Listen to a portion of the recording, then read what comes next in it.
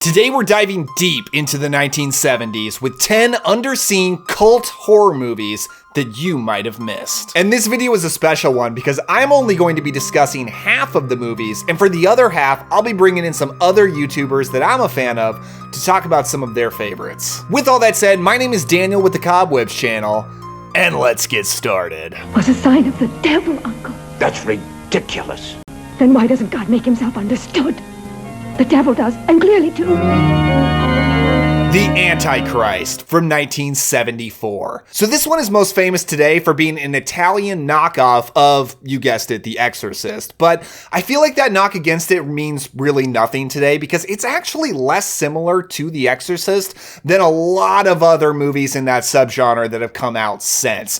It mostly has a fairly original plot. It's not about a kid. It's about a woman who's kind of sad and pathetic from the start. She is crippled from psychological trauma in her past. She has a weird fixation on her father, and she's just a very sad person. And she gets opened up to demonic possession through trying to cure herself. For fans of Italian cinema from this period, it's gonna deliver for you. It's directed by Alberto Martino, cinematography by Joe D'Amato. It's got music by Ennio Morricone. And as you would expect from an Italian film, I feel like this one really stands out because of how far it goes with like everything. It's really trying to drive home that this demon is very, very evil, and it's constantly making you, the audience, really uncomfortable with how it does that. There is so much just insane things that happen, and I think the standout sequence by far is a flashback to when her ancestor, who has something to do with the possession, gave her soul to the devil through the satanic cult. The satanic ritual scene that follows is insane. It's so artfully done, not realistically done at all. It almost looks like this beautiful, strange painting all come to life. The things that happen in this ritual are absolutely bananas. Like there's something involving a goat that, like, oh my gosh, you guys, it just has to be seen to be believed. But while being this kind of trashy exploitation film, it is actually very beautifully well made. It looks fantastic. It's very ambitious with the special effects, and some of the optical effects are definitely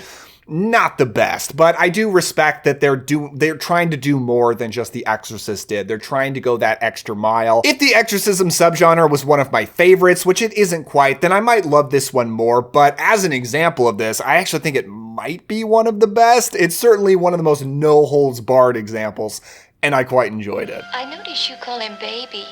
What is his real name? Just Baby.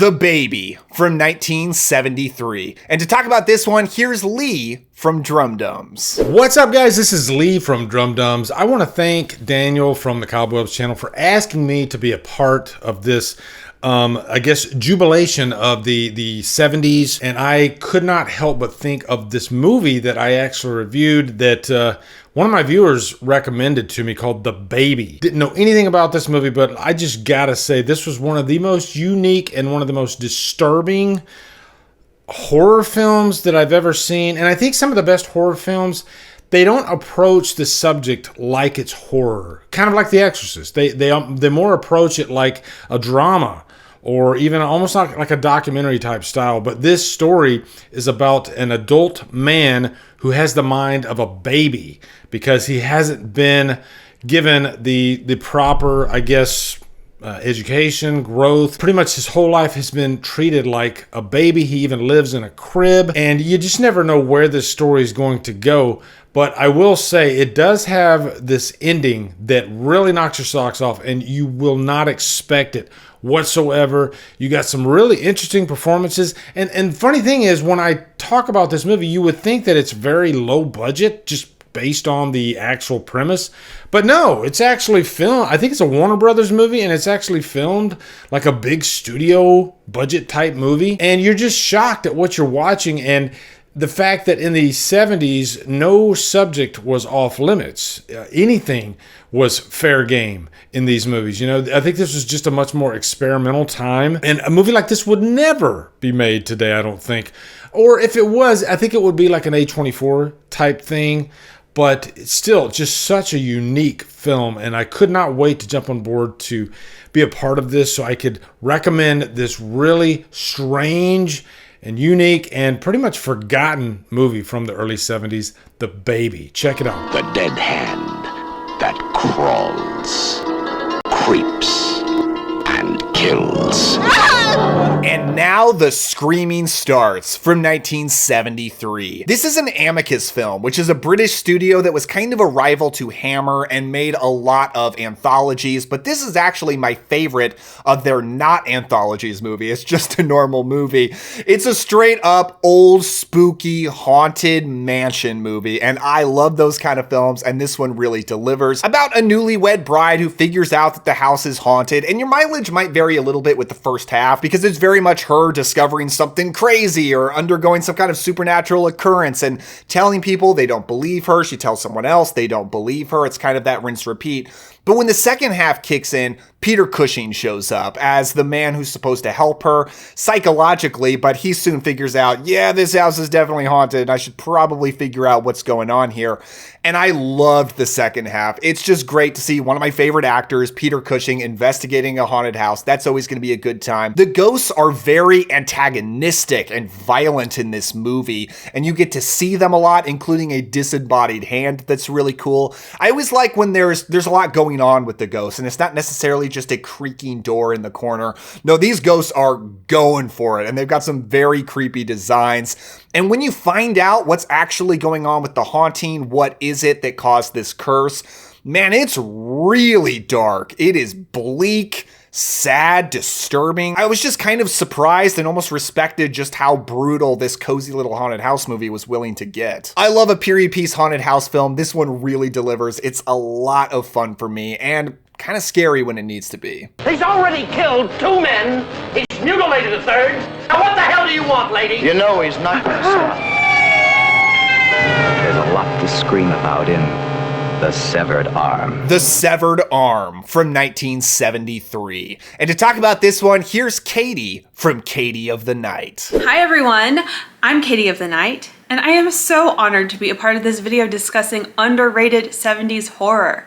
So I would like to take this time to sing the praises of The Severed Arm. Directed by Thomas S. Alderman, this film focuses on a group of friends who have become distant from each other because of something that happened between them 5 years ago. They are forced to reunite when one of them receives a package in the mail, a severed arm. This package is a blatant message that the past has come back to haunt these friends. So what happened 5 years ago?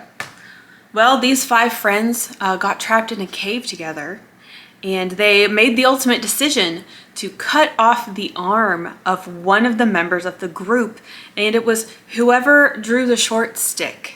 They were gonna lose an arm so that the group could have something to eat and extend their survival. This is a great movie. It's very reminiscent of something like I Know What You Did last summer.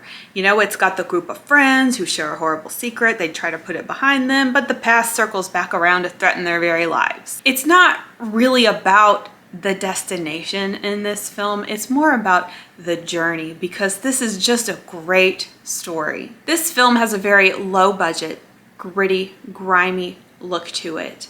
It's also really cheesy and goofy. However, the subject matter we are dealing with here is deeply disturbing. The Severed Arm was a recent first-time watch for me, and it is truly a gem. I had so much fun with this movie. So thank you so much, Daniel, for having me on and letting me talk about this film here. Bye! Evelyn! Are you sure that Evelyn is really dead? The Night Evelyn came out of the grave from 1971. By the way, can we just take a moment to appreciate that title? The Night Evelyn came out of the grave. That is awesome. Movies today could never. This is a very strange Italian movie that's often considered a giallo, but fits that more in style than in plot. I might call it more just a Euro cult film in general, but it's very much a film of 2 halves, even though they both have the same main character. It's about a wealthy aristocrat who's obsessed with his dead wife named, you guessed it, Evelyn, who lures redheaded sex workers to his castle to murder them through sadistic S&M-like ritual. And it's a little bit episodic about that, just like he brings someone in, he kills them the same way, rinse, repeat. But then in the second half, he decides the way to cure himself of his madness is to get remarried. And then the protagonist role kind of shifts over to his new wife, and she begins to unravel under eerie visions and ghostly events. And it's really that second half that made this movie for me, because at first when I was like, is this really just gonna be about this guy like killing all of these different people through this weird S&M stuff? By the way, this is a super sleazy movie. Like, I can't even describe. It's one of the most nudity-filled giallos I've ever seen, and that is saying something. But I wasn't sure how much I was gonna like this movie, but then I liked it when it becomes much more of kind of a ghostly thing, but you don't know how ghostly, but there are some really cool haunting visuals. I really liked Marina Malfanti as the wife, who kind of becomes the main character. She's in a lot of other giallos, including The Red Queen Kills 7 Times, which is by the same director. That's one of the best giallos. The film is visually stunning, is very committed to being about the upper class in Italy during this time, so it's very classical in its beautiful architecture, but very 70s in its fashions. And once it got to the third act, it's like the writer decided he couldn't possibly have enough twists. So it is just twist upon twist upon twist. It's just bananas how crazy it's willing to get. I loved that. This is a very cool movie that's beautiful to look at and has one of the coolest titles I've probably ever heard. You can't trust your mother. Your best friend. 1 minute, they're perfectly normal. The next, rabid. Rabid from 1977. And to talk about this one, here's Kanan from Ghost Pirate Entertainment. Hey guys, I'm Kanan Becker from the Ghost Pirate Entertainment YouTube channel. And my pick for my favorite underrated 1970s horror movie is Rabid from 1977. It was written and directed by David Cronenberg, who is really one of my favorite filmmakers ever, period. End of statement. I mean, the guy is incredible, but he's especially known for body horror. And this is really early in his career, and one of the first films really he did that left a mark on the film industry in general. Because everybody talks about Romero and gives Romero a love for the zombie type of stuff, and I get that. He did the first, Night of the Living Dead. That's fair. But you also got to give some love to David Cronenberg, because even though these are not actually zombies in this movie and a couple of his other early films, they're infected and they act a lot like zombies. But this movie gets brutal, it gets gory, it's weird and strange, uncomfortable. There's an ugly side to it, and the way that society deals with things, there's a lot of underlying messages here. And that's another thing that Cronenberg is really known for. But it's a gritty, twisted little movie that I highly, highly recommend. The Legend of Hell House from 1973. Okay, now that I said that title, it seems like the ghosts are acting up in the house, so I better let Chase take this one. So here's Chase with AVA Pop Culture. Thank you, Daniel, for having me on to talk about one of my favorite, underrated, maybe a little bit underseen and underappreciated 70s horror gem. I'm a big haunted house fan, so I looked no further than The Legend of Hell House. This one's got all the makings of a midnight movie, even though it has the old PG, pre-PG-13 rating. Don't let that fool you, because if you ever thought, hey, I like The Haunting, but I would like it with a little bit more ectoplasm, a little bit more violence, maybe even a little bit of repressed sexual tension, this might be the movie for you. This one comes at you sort of like a Scooby-Doo setup for grown-ups, where a group of paranormal investigators are heading into the famously evil Belasco house. Hell House starts messing with people right away. Immediately we get possessions, poltergeist activity, even a little bit of spiritual seduction, and a very creepy seance scene. And a lot of this actually takes place in the daylight, which is filmmaking confidence in your material. The ghost hunting equipment is super cool here. It's like chrome and neon, blinking lights, sort of like Ghostbusters about 10 years or so before Ghostbusters. They got all these big sensors and everything else going off. It's got some atmosphere to it. It's taking itself very seriously here. It's spooky, it's atmospheric, it's stylish. It feels a bit more dangerous than maybe you would expect. And if you are a haunted house fan looking for something out of the 70s that maybe you missed, The Legend of Hell House just might be for you. And that's what I got for you. Thank you, Daniel, for having me on. And like always, be kind, rewind, and go watch some movies. There have been all the others. Now there is the other. The Other from 1972. In 1930s rural Connecticut, a young boy begins to suspect his seemingly innocent twin brother may be responsible for a string of sinister and deadly accidents around their family farm. This is one I've been meaning to see for a long time because a lot of you in the comments section have recommended this to me, and I don't know if I would have even heard of it if not, so I appreciate that. You guys know how much I love a farmland set horror movie and a period piece horror movie. This one is both. But this is another one that I wasn't so sure how I felt about it for a while. It's quite a long time into the movie before it even reveals itself as a horror movie. For a long time, it's really just a drama, a good one, not a great one, I don't think. And I just kept waiting, like, what's going to happen here? Now, one thing I did guess from very beginning is a certain twist. Something just seemed very obvious to me about it.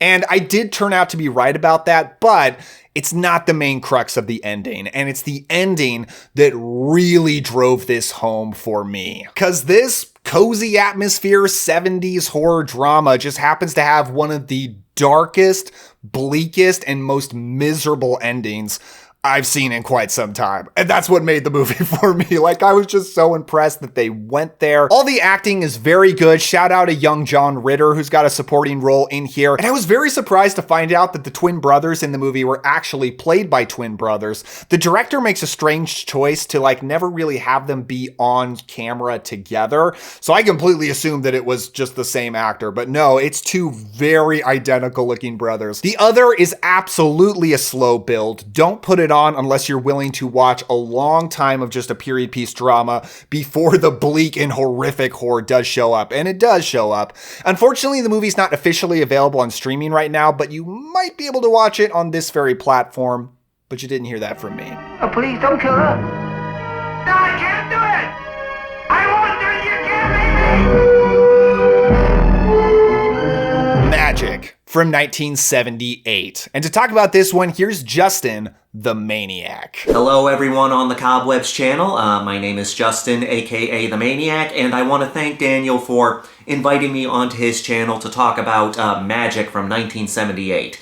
This is such a gem from the 1970s that I wish I heard more people talk about. So Magic is a psychological horror movie starring Anthony Hopkins as this ventriloquist named Corky, and he has a dummy named Fats. Corky starts gaining notoriety as a ventriloquist, but he seems to have this fear of success, so as his career starts taking off, he runs away to this secluded getaway where he meets up with his high school crush, and they start developing a relationship. But it turns out that Corky has developed a split personality with his dummy, and he's developed a dependence on his dummy Fats. And if anyone tries to destroy that reality that he's created in his head and tries to ruin this connection he has with his dummy, he becomes violent, and it does not end well. This movie could fit in the creepy doll genre because we are dealing with a ventriloquist dummy, but this is not a supernatural horror movie. Don't go in expecting something like Child's Play. This is a psychological horror movie. This is one of those Descent into Madness movies, and for me, I love Descent into Madness movies because I think they're some of the most suspenseful and tragic movies in horror. Because you're watching someone lose their mind and you know something bad's going to happen, it's just a matter of when it's going to happen and what they're going to do. The movie does a good job at accumulating tension around this idea of Corky being dominated by this other personality that he has placed in his ventriloquist dummy. This is all around just a solid psychological horror movie that is worth your time. I highly recommend checking it out. And I want to thank Daniel again for inviting me to be in this video. Thank you so much for that. If you have not seen Magic, then please go check out Magic. He deliberately left you your boat because he wants to fight you on the sea. Orca. Orca from 1977. After a careless fisherman accidentally kills a pregnant orca whale, her mate goes on a calculated path of revenge. Overall, my picks on this list have been focused on interesting curiosities and just movies that I've been checking out recently, but Orca is one that I just watched for the first time.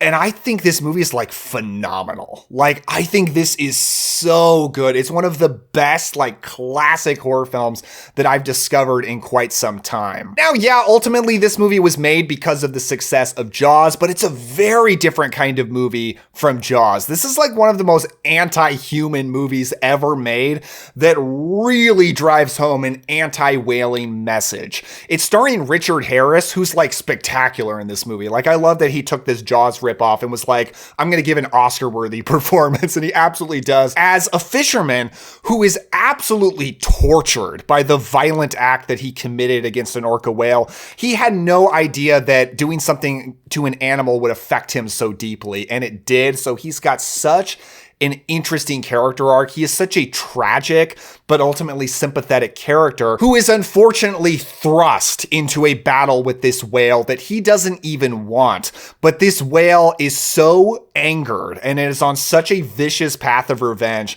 that he has no choice but to go hunt it down. And yes, I realize I'm talking about a whale being on a crusade of vengeance, and that's silly. This movie has very silly science to it. There's a scientist in here played by Charlotte Rampling, who's also very good, who's kind of like the Dr. Loomis in the movie and is constantly driving home how brilliantly intelligent whales are and how deep their emotions are, which is, you know, the movie, like, it takes it all so seriously and it's so good at delivering all this that while I'm watching the movie, I buy into this reality. And it is fascinating to watch this whale turn into a monster driven crazy by grief, as Charlotte Rampling actually says in this movie, that Richard Harris has to go take it down. While the hunt for the shark in Jaws is fun, it is an adventurous men on a mission kind of thing, the hunt for the orca here is a sad death march. And it feels like no matter what happens, nobody is going to be the winner. This is all just a horrible situation. So the movie is definitely a bit dreary and depressing,